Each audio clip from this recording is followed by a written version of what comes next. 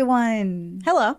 Yay. Welcome to A Couple of Sassos podcast. I'm Brooklyn Johnson. And I am Heather Terry. And this is our power hour where we talk about fucked up people doing fucked up shit, usually for fucked up reasons or no reasons at all. Our power hour of true crime. Yes.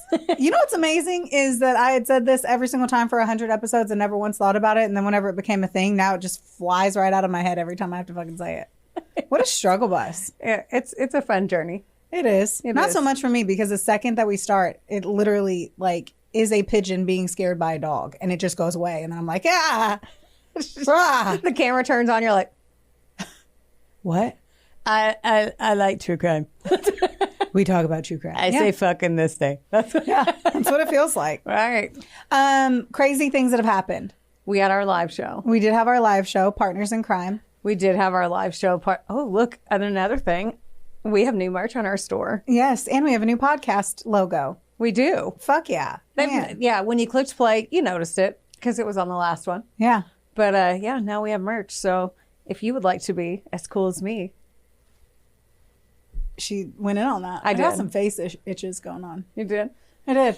Yeah. The logo is awesome and it's the tits. Our promo video is also the tits. Oh my God. Yeah, go We're doing watch more that too. social media promos and shit. That's so right. Follow us. Make sure you like, rate, review, subscribe. You might have chances to win. That's right. Because we're all winners here. Not to mention Patreon, man. Get that content. We got some juicy content coming out. Oh my God, when you guys see juicy. It's like a fucking mandarin orange. But yes. The juiciest. Or cosmic apple. I've lately been really obsessed with cosmic apple. Why are you so specific? I love fruit. It's juicy. I love fruit. The fruit? I love fruit.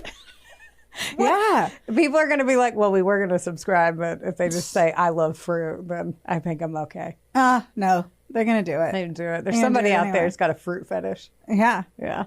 Like me, apparently. You have a fruit fetish? Yeah, I think so. So, carrying on.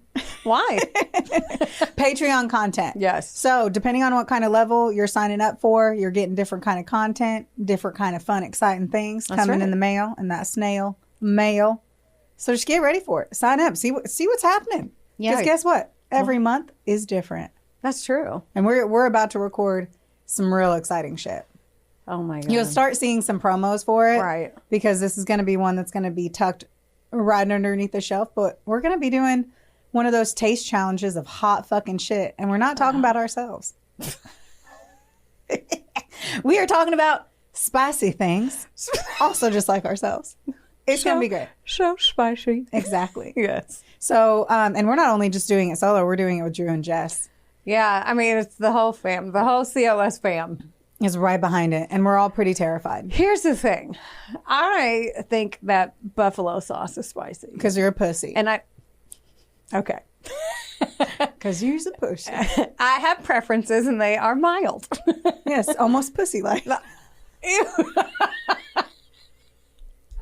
God, you're the worst. I know. So, and I don't have a gallbladder, which also affects your innards. So, yeah. Therefore, I am doing this for you, for all of you. Dude, I am scared, and I've mildly been training for it, but I'm mostly scared for you. Right. I'm not even gonna lie. I am terrified for myself, so imagine the feelings I have for you.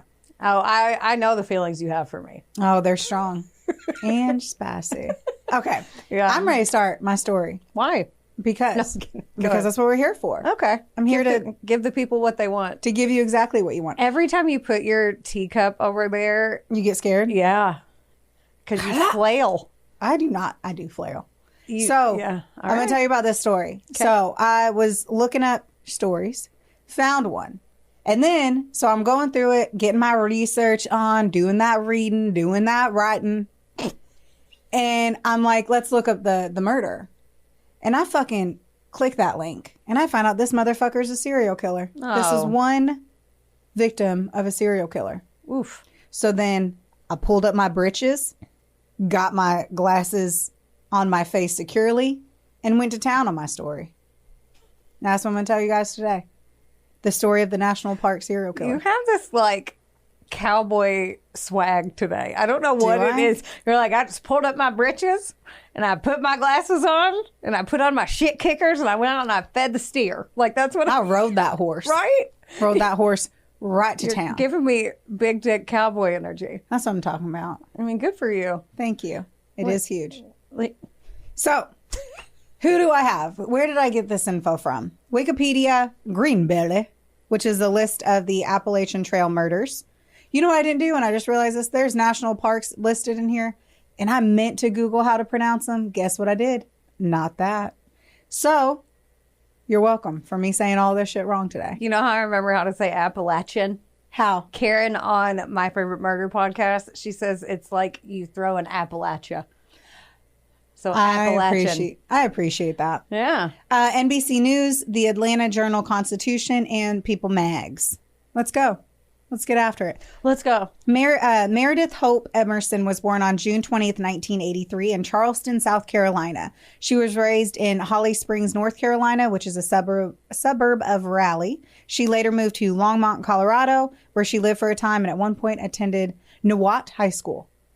Intriguing. I know, you're already on the edge of your seat. She eventually moved to Georgia, where she attended the University of Georgia to earn her degree in French. In 2005, she graduated with honors and was given the Cecil Wilcox Award for Excellence in France. In the French. Cecil Wilcox is huge in the France.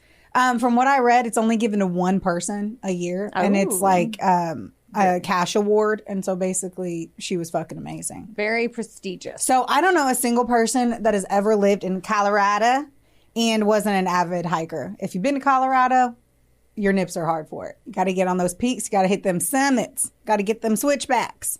All good shit. So just like any other person who lived in Colorado, she was an avid hiker.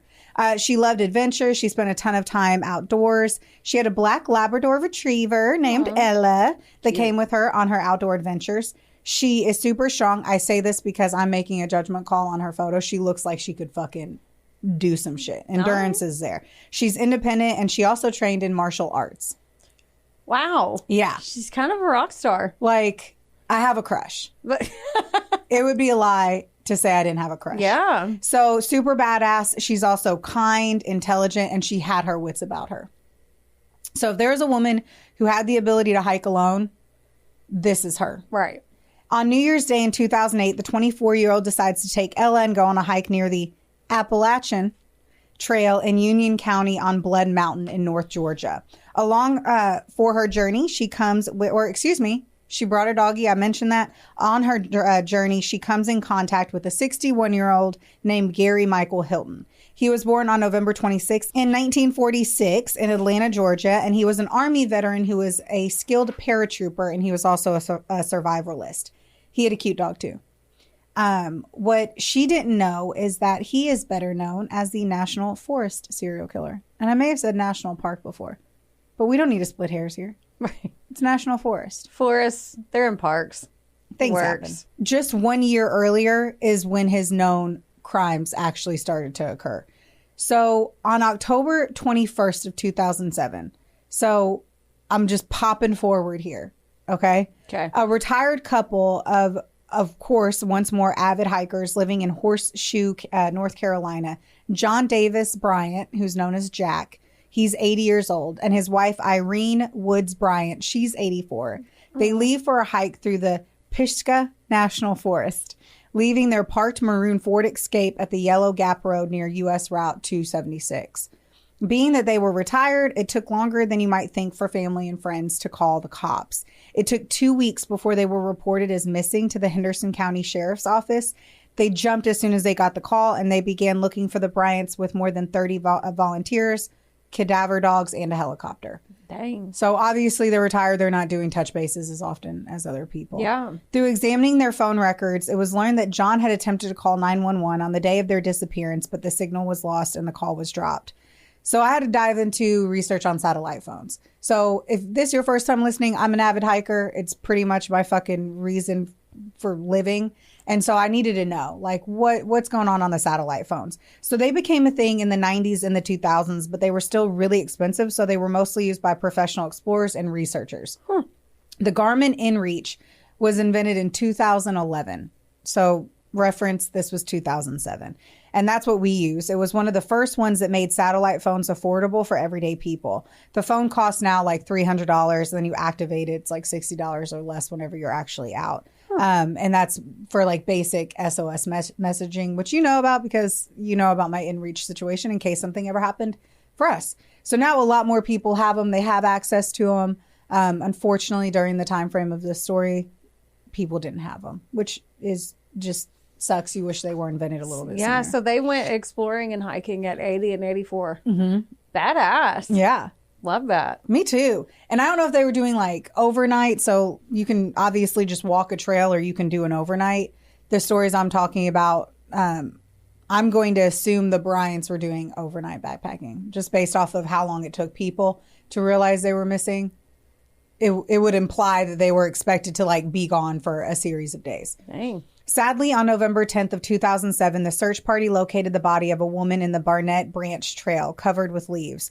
Suspecting that it might belong to Irene, they sent it to the state medical examiner's office in Chapel Hill to perform an autopsy. 3 days later, the body was positively identified as that of Irene, who had been bludgeoned to death with a blunt instrument. As this was now considered a homicide perpetrated on federal land, the FBI launched an investigation with a reward of $10,000 to whoever could provide information leading to the killer. Simultaneously, it was revealed that a bank card belonging to the Bryants had been used to withdraw $300 from an ATM in Ducktown, Tennessee, with a surveillance camera showing an older Caucasian man wearing a yellow rain jacket whose hood was obscuring his face. By this time, John was still considered a missing person, possibly abducted by whoever had killed his wife. So he's still missing. The names in this story, very interesting. Ducktown. Oh, the locations? And like all of them are like horse toe or whatever. Like, well, yeah, they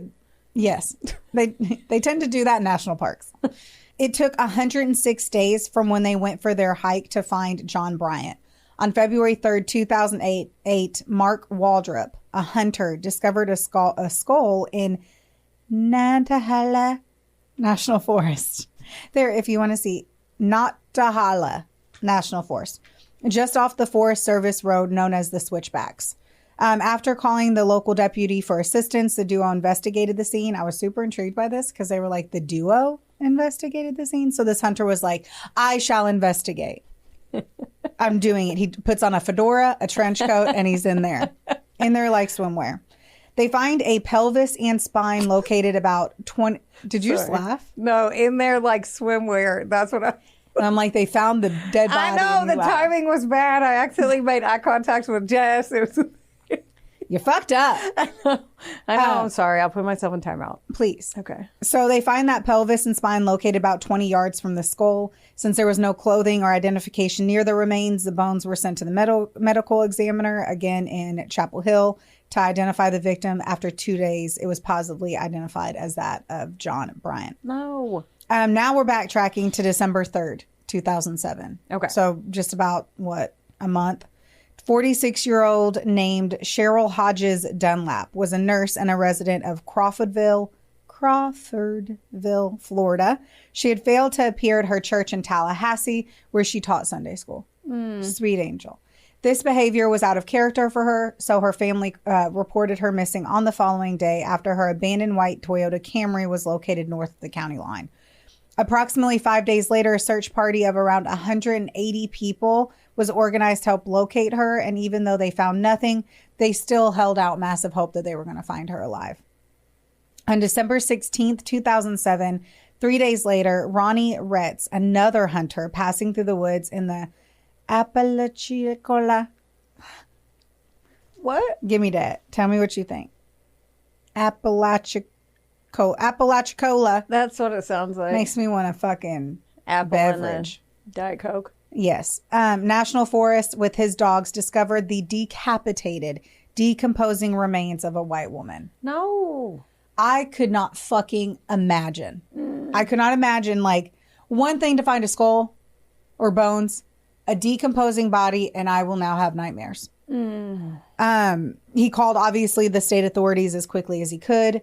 Through DNA profiling, they confirmed that it was our sweet angel, Cheryl Dunlap. Her death as well was another homicide, and now they are focused on a suspicious green truck that was seen in the area around the time she had disappeared.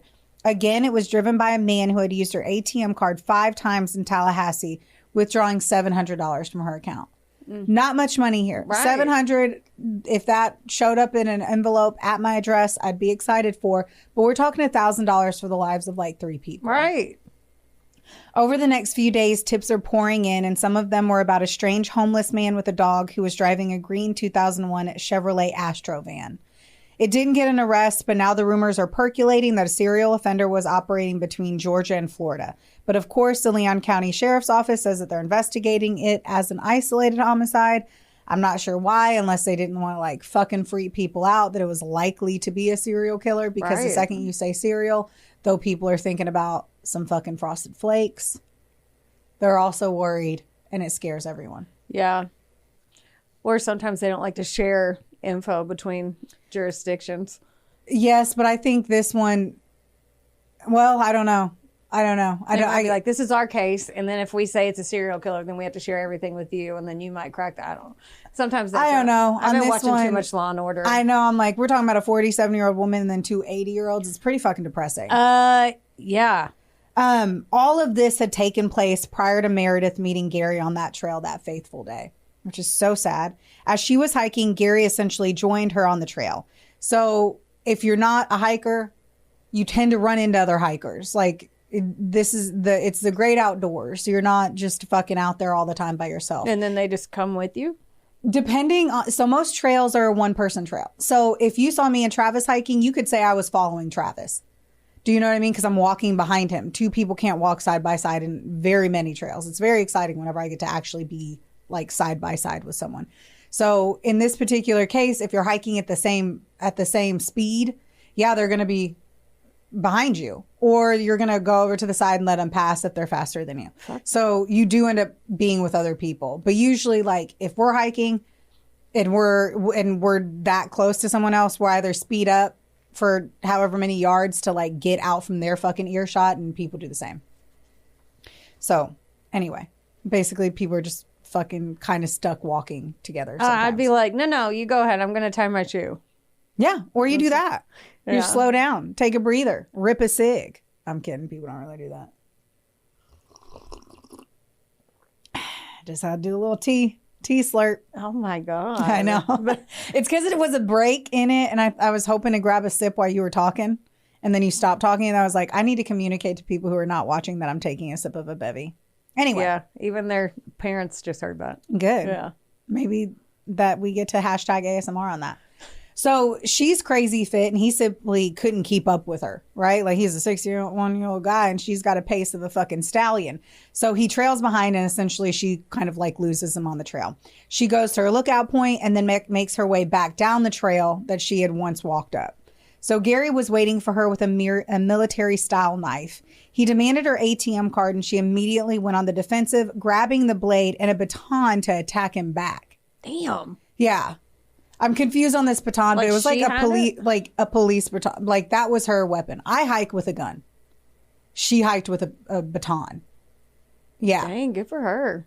At least I believe. Because the one thing, I'll get to it later when they get to her vehicle, that baton is in the vehicle. So I feel like he returned her shit to her vehicle.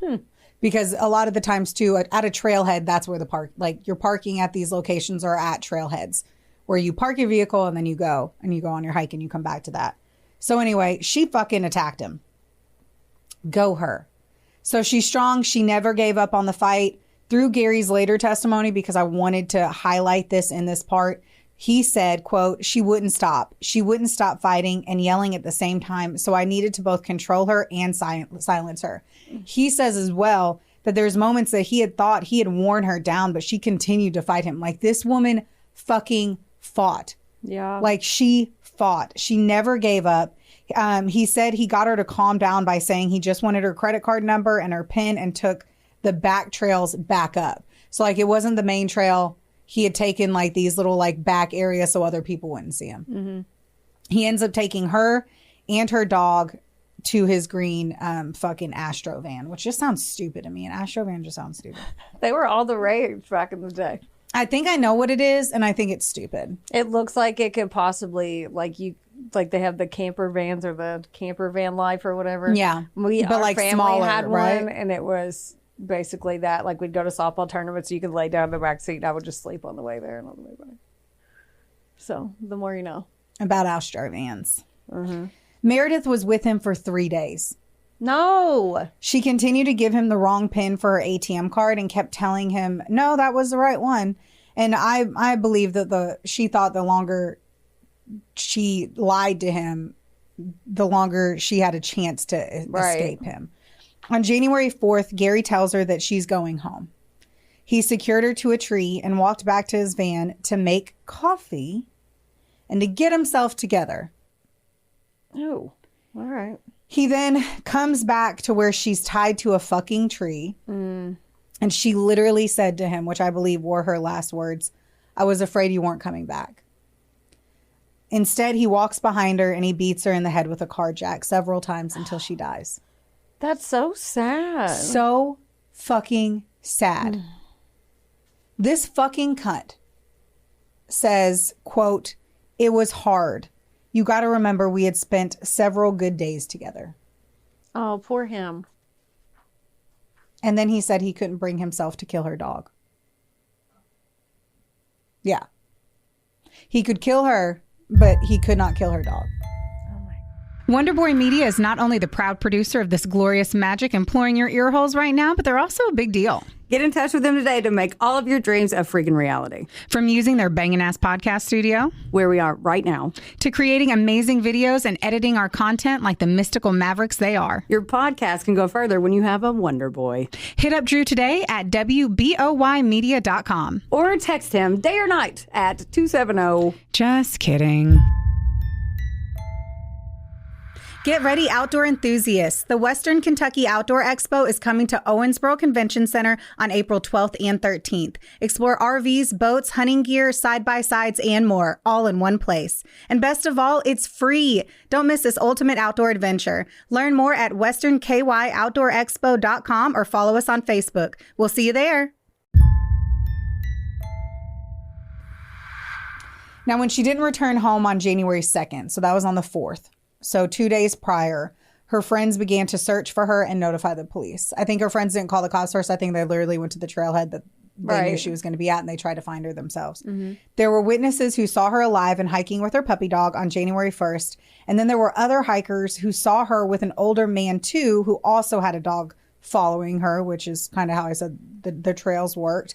And that's the other thing, too. You tend to remember people when you're hiking because you come in contact with them, and it's not, unless you're at a national park you're at Yosemite on a Saturday at noon, usually you're coming in contact with a handful of people and you're going to remember them. I was going to say, I didn't think it would be it's not like Black Friday in the 90s in Walmart. Right. Right. Yosemite, I could never tell you, but on a hiking trail, yeah, I could pretty much be like, did you see this person? Yeah, I did. Where'd you see him? When I was here at that point. Yeah. On January 3rd, 2008, authorities located her 95 Chevrolet Cavalier, where they found various items like her water bottle, which she would have taken with her dog leash, and the police baton. So he put that stuff back in there? I think so. Because she would have had her leash. Right. In my assumption here, his Astro van was at the same parking spot. Oh. Because he went to the trailhead. Got it. Yeah. So they were likely in the same parking lot. That usually isn't that. I mean, it's a decent size, but like you said, it's not fucking Walmart's. Right. So he would have had her keys. He would have had that, and he could have thrown her stuff in the car. He probably would have looked through her car, too, to try to steal money. I'm making assumptions here. I'm not a private detective. Let's do it. I'm making assumptions. A local drifter and as of then unidentified serial killer, 61-year-old man, Gary Michael Hilton, is now announced as a person of interest in her disappearance. Thank God people in the area paid attention, because on January 4th, a witness at a Chevron gas station called the DeKalb Police Department and stated that the guy you're looking for is cleaning out his van. Oh. Yes. Got him. Fucking got him. No bullshit. A guy saw the news, is pumping gas. And he's like, oh, there's that dude. That's that fucking guy. And then I also read, too, that it was 2 people, and it was also the cashier, at the gas station. Good for them. So 2 fucking people were alert, paid attention, and called the cops. And they stopped a serial killer. Those two people stopped a serial killer. Say something, see something. Here's my thing. Like, I would call even if I was wrong. What's the worst that can fucking do? You thought you were right. Right. Maybe you're wrong. But if you were right and you didn't say anything, you could literally save somebody's life just by taking a chance and making a fucking phone call to a not like the non-emergency line at or the emergency line that they called straight 911 because the dude was cleaning the fucking crime scene in front of people. In this instance, yeah. Right. For sure. I've always said, and I will continue to say, see something, say call. Worst case scenario, you're going to feel a weird moment of embarrassment. Guess what? I trip on nothing all the time. Yes, you do. I feel a weird level of embarrassment a lot of the times. Most of the time when I talk to somebody, I'm going to walk away and I have embarrassed myself to some capacity. Fucking make the phone call because you could save a life. Yeah, who gives a rip? Exactly. Life's more fun when you don't give a shit what people think and you just do it. Yes. So the police fucking hustle. Good. Hashtag hustle. You're a lot of hashtags. I'm full of it all the time. You're very, very youthful. You're so hip with all your hashtags. I feel like that makes me not hip, but I like where your head's at anyway. So they go to the scene and they're able to stop him before he could bleach the interior of the van. Good. Crime scene and analysts obtained blood evidence that was matched with Meredith's DNA, and Fuckwad was arrested and charged with Meredith's murder. Boom, boom, pow. But within 4 days. I mean, it's sad, but I'm glad they caught him that quick. Me too. After her, anyway. He's 61, so who knows what's been happening. That's true. The same day, Ella was found alive wandering in a Kroger parking lot in Cumming, which was 60 miles away. Her dog? Her dog. And she was safely returned to Meredith's family. Oh, I mean, at least there's a silver lining. That's what I said. I was like, I bet that is the smallest condolence that you could have after your daughter was brutally murdered. Right. You got her dog back. I mean, that poor dog, too. Oof. Doesn't understand. Oh, my God. No. The next day, more of Meredith's belongings were found in a dumpster near a Quick Trip elsewhere in the city. This included her bloodied clothing. Keep that in mind. Okay. Her wallet, her driver's license, a University of Georgia ID card, and a blood-stained car seat belt. The car seat belt was from Gary's vehicle. So the prosecution agreed to take the death penalty off the table if they rehomed Gary's dog, Dandy. And he would. Wait. Yes. Say it one more time. So the prosecutors agreed to take the death penalty off of the table if Gary would lead investigators to her body, and Gary's number one request that they would rehome her dog. His dog, sorry. His dog. Yeah. They were like, he's like, I care about my dog. Take the death penalty off and make sure that my dog is rehomed and not put down. And they're like, okay. It's bizarre to me that he doesn't value human life. But I mean, I love dogs too, but I don't know. It is bizarre. It's bizarre. But he also was homeless, lived in the woods essentially, lived in his vehicle, and the only thing he had was his dog. Right. So and his yellow rain jacket. Fucker. Motherfucker. Like that kid on It. I will have to say too, though, they don't know who he is yet. They take the death penalty off the table for a serial killer. Gary agrees, and he took them to find Meredith's body. He had cut off her head as well. Fuck? So is he doing this? Are you going to tell me why? Because if not, identification. I'm going to get... No. They always take the head off. I mean... We'll get to it. No. So I believe she was naked too, because at some point the Hustler magazine wanted to post the photos. No. And because her bloody clothes were like, her family fought that they could not do any naked, like that they couldn't post the photos, A, because she was nude, and B, because she was decapitated. So for some reason, you have to, you look frustrated, but imagine every single book that shows crime scene photos. Yeah, but Hustler, I don't know what I didn't dive into it. It's a little different. I don't understand. That doesn't make sense to me. They could have been just doing a story on this because there wasn't, I just thought I feel terrible because I've always looked at crime scene photos. It was something I've always looked at as a psychopath who is into true crime, and I'm not a psychopath, and it is not. I'm not saying that if you like true crime and you listen to us, you're a psychopath. Right. But I've always looked at them because I wanted to understand. Like it's a part of the experience of understanding a true crime story. Right. And I couldn't imagine if that was a crime scene of my mom.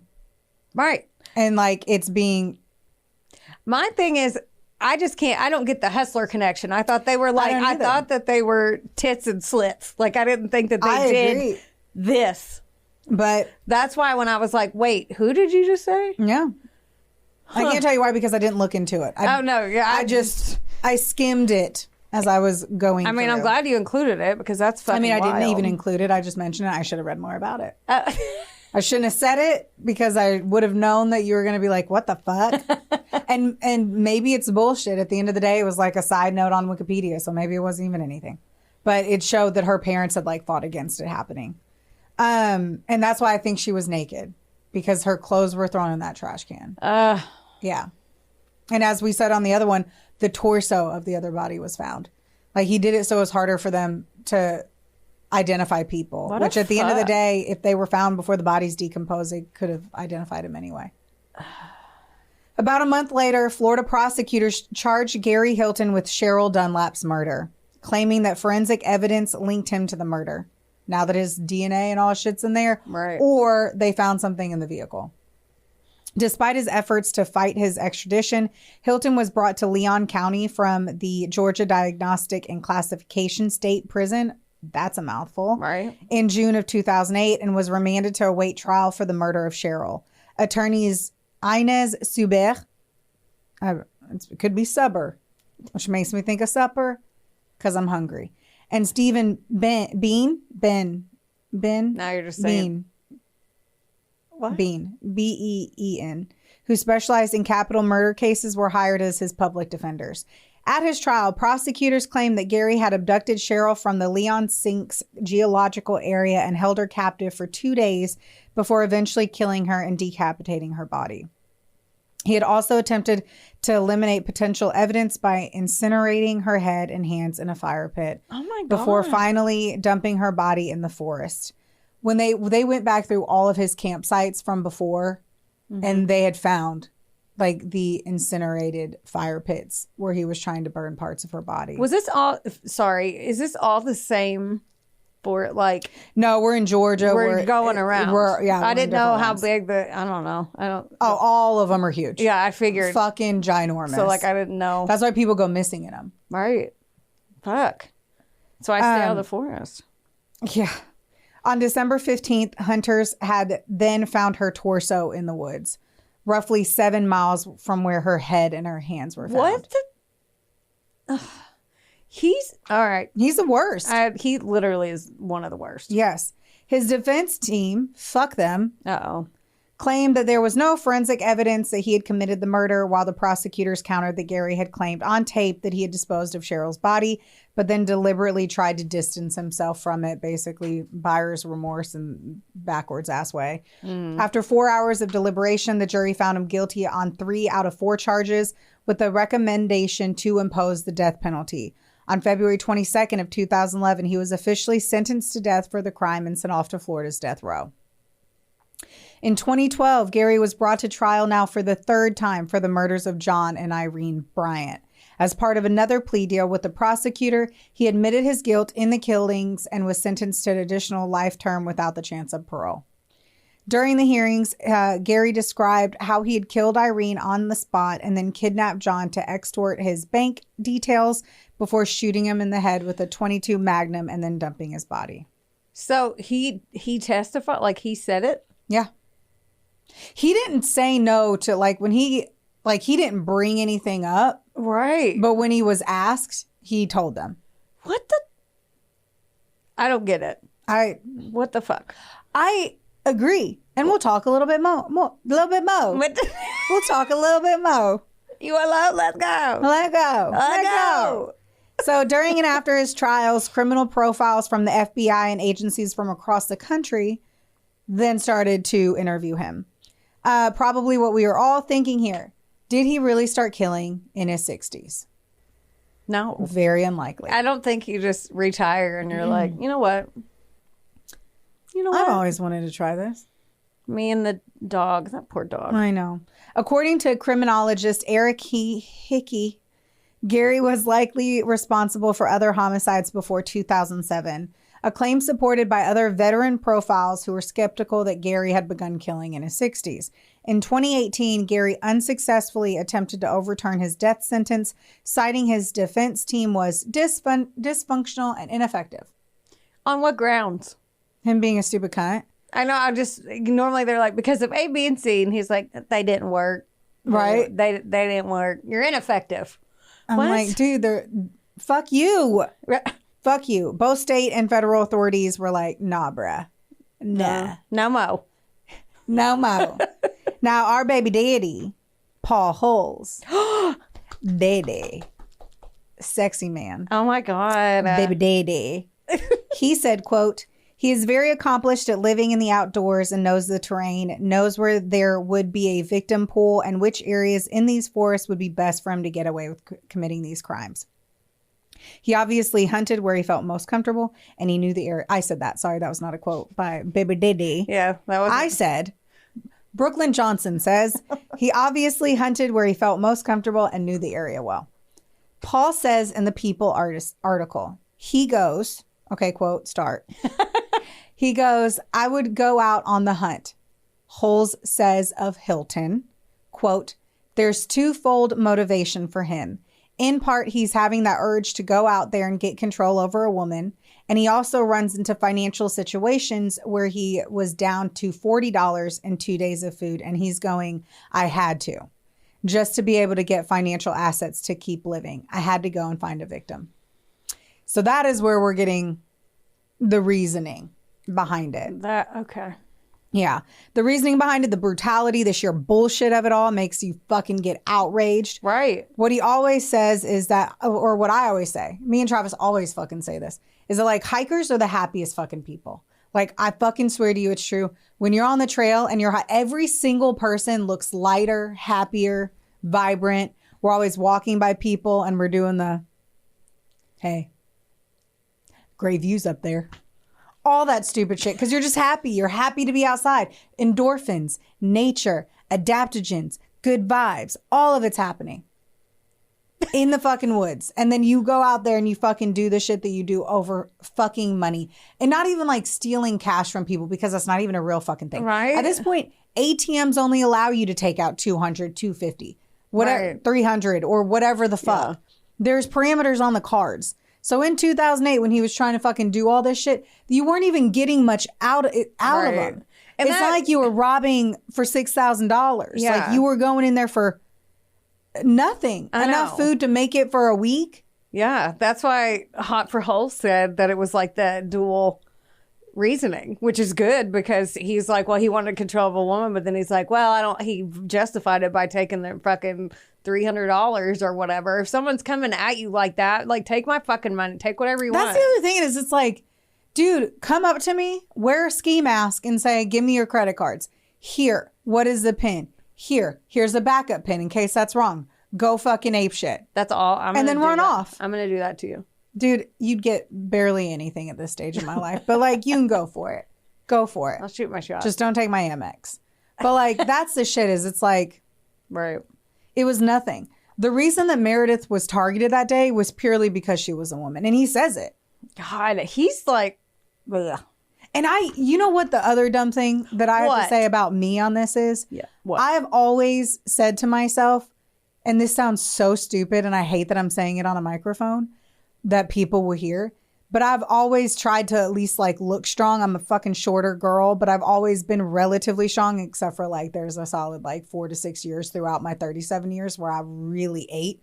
But like I have been relatively a strong looking female. Mm-hmm. And I used to be so fucking dumb that I would think that somebody wouldn't come after me because I looked like I could put up a good fight.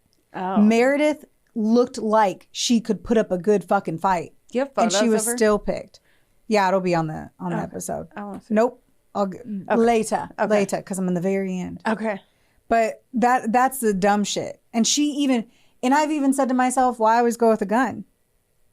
What the fuck is that going to do? If somebody comes at you with a knife and like there's so many, what fucked me up is like, I love national parks. I love national forests.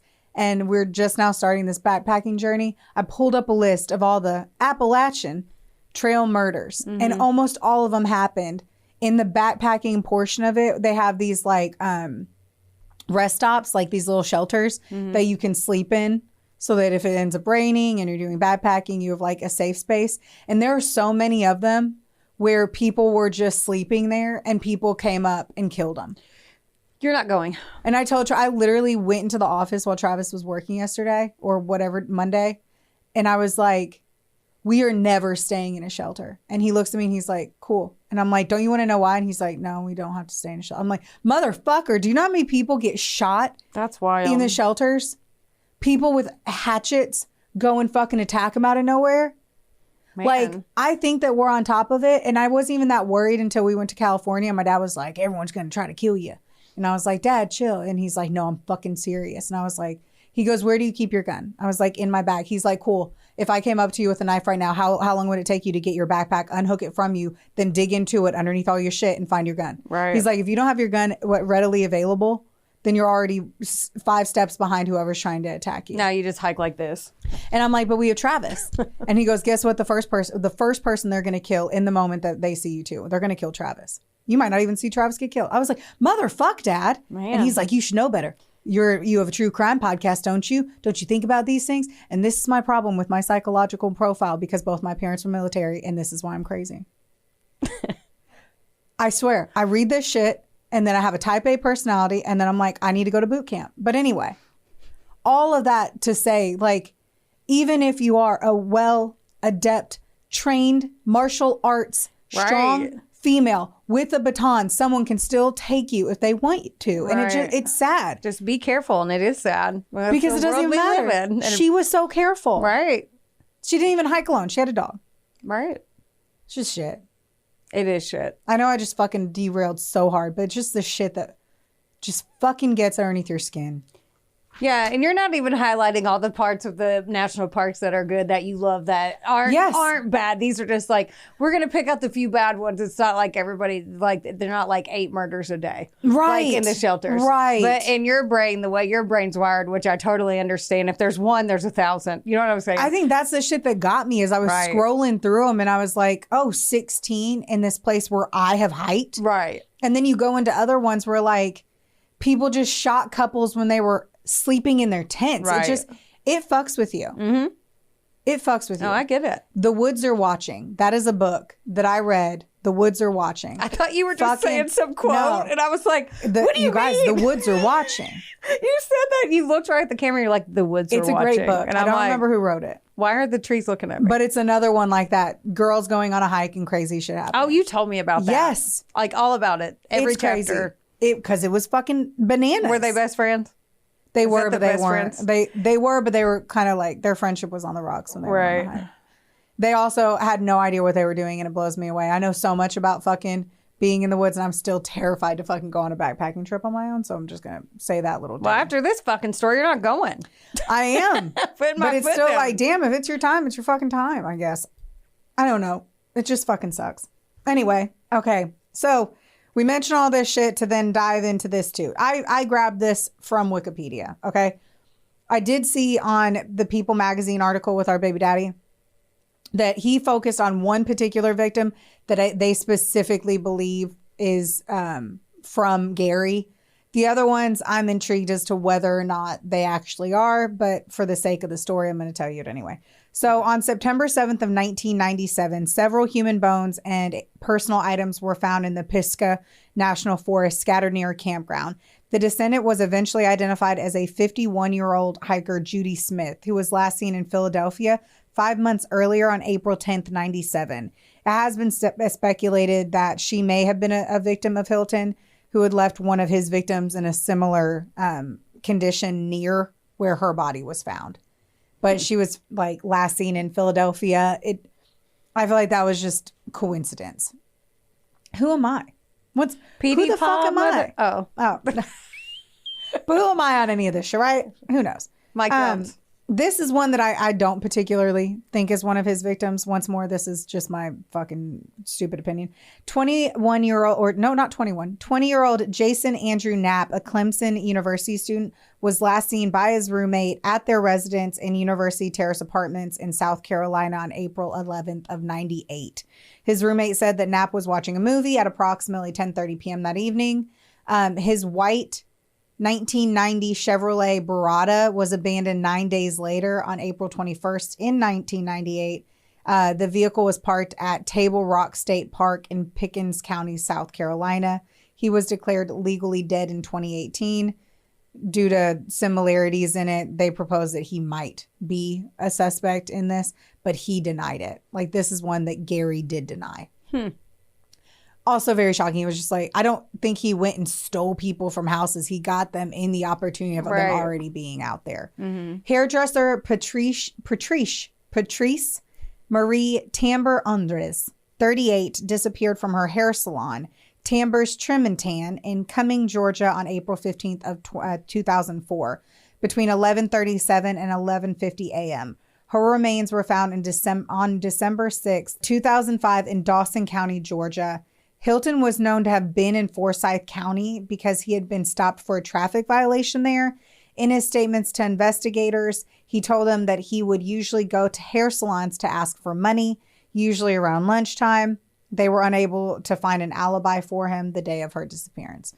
They never admitted it? Nope. 26-year-old Rosanna Milani. She was a hiker from Miami, Florida, and was last seen on December 7th, 2005 at approximately noon at the Ramada Inn Hotel in Cherokee, North Carolina. This is the one that Paul Hose was talking about and was mentioned.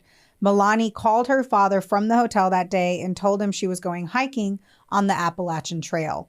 A store clerk who read about Milani's disappearance claimed she had sold a backpack to her, and an unidentified white man in his 60s in Bryson City, North Carolina on December 13th, 2005 was like near her at the time. Following Gary's arrest, the store clerk had contacted authorities to note the similarities between him and the suspect. So she was like, right. I think this was a guy. This was highlighted, but I don't know. He never confirmed, and I couldn't see if he denied it either. I hate that for all the families of those people. Like, they, like, what a shithead. Just say you did it or say you didn't so they can move on. Agreed. Like, give them closure, you fucking piece of shit. Especially, I'm curious if they were asked, like, what did they go? They had to have. They had to have interviewed him about Rosanna. Like, they had to. So I just don't understand either. Like, I mean, you're a fucking piece of shit. Yeah. Act like it's a dog. Right. Act like Rosanna is a dog and be like, I feel for dogs. Right. Like, just fucking care. Show some care, man. Yeah. Stupid fucks. Also for money. Things piss me off. Yeah. They do. Just like I tell you every time. I'm always like, I get so mad. I know. I get so razzle-dazzled. Yeah. And then I'm over here like, I didn't do it. And you're like, I know. And I'm like, fuck, I can still get mad. I'm allowed to. I'm allowed to flip tables. So I'm here for it. Can and you shall. Michael Scott Lewis, 27, a South Daytona resident, went missing on November 21st of 2007. A few weeks later, on December 6th, his dismembered remains were found by a fisherman in Ormond Beach, packed in black bags, which had been dumped in the Tomoka River. The remains were not immediately connected to Lewis, with identification occurring several days later. His head was never located. They stated that while Hilton remains a suspect in the murder, he is not the only one.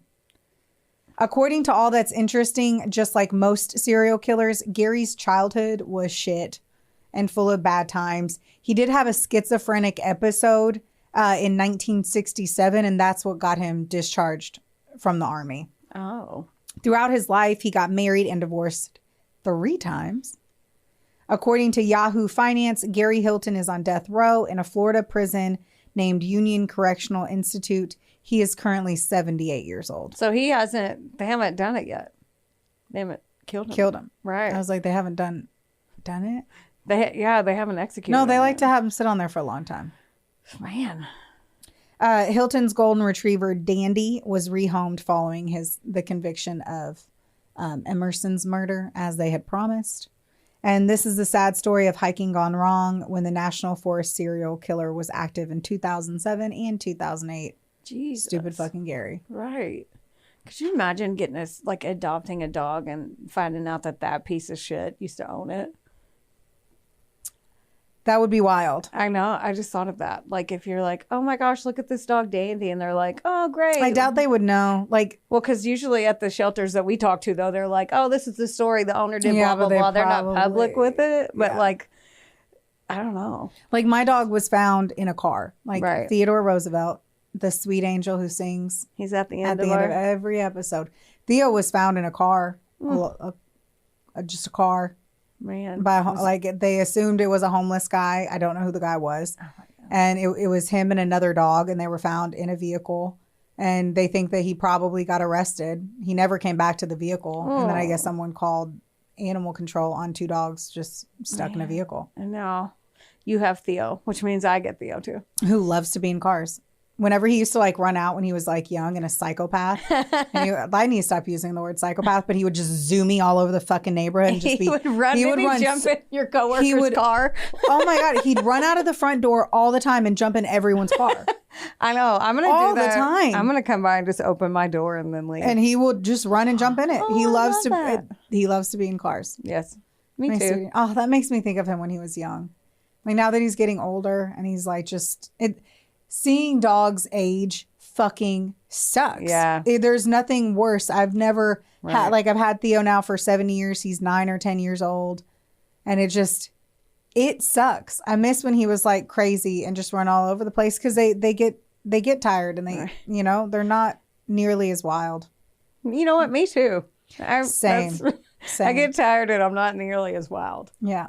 I will have to say this story fucked me up. I keep doing ones because a lot of murders happen in like while people are hiking because you're so secluded, and it has fucked my mental state up. I'm gonna I have your location, but I'm gonna need more than that. I'm gonna buy you a life alert. Do they make best friend life alerts? That wouldn't matter. I have to be able to press the button, sister. You can press the button. You wear it as a necklace. I'm not doing that. Yeah. All right. I'm not doing that. Fine. I love you. I'm just going to have sleepless nights while you're out in the wilderness roaming around. I mean, I wouldn't blame you if you did. I'm going to now. After that shit, I was like, I'm going to be laying there just fucking listening, hoping and praying. And wishing and hoping. All of that. Well, y'all, do not forget. Please like, rate, review, subscribe, share. Yeah. Tell people about us. Do all the things. Yeah. Dana, who did you see Dana Samples, who did our D-Rex? Yes. Who did our logo? Did you see that they gave us a review? No, I did not. Heather's so great at asking me if I've seen things that I have not seen while we're on the podcast. Oh, I don't know. I'm like, no, I only look if you tell me to look. Oh, yeah, I did not tell you to literally have to tell me, hey, can you get on social media and look? And I'm like, I will do that because I forget and I suck. I saw that Jess had sent me stuff on TikTok that I still don't even know how to use.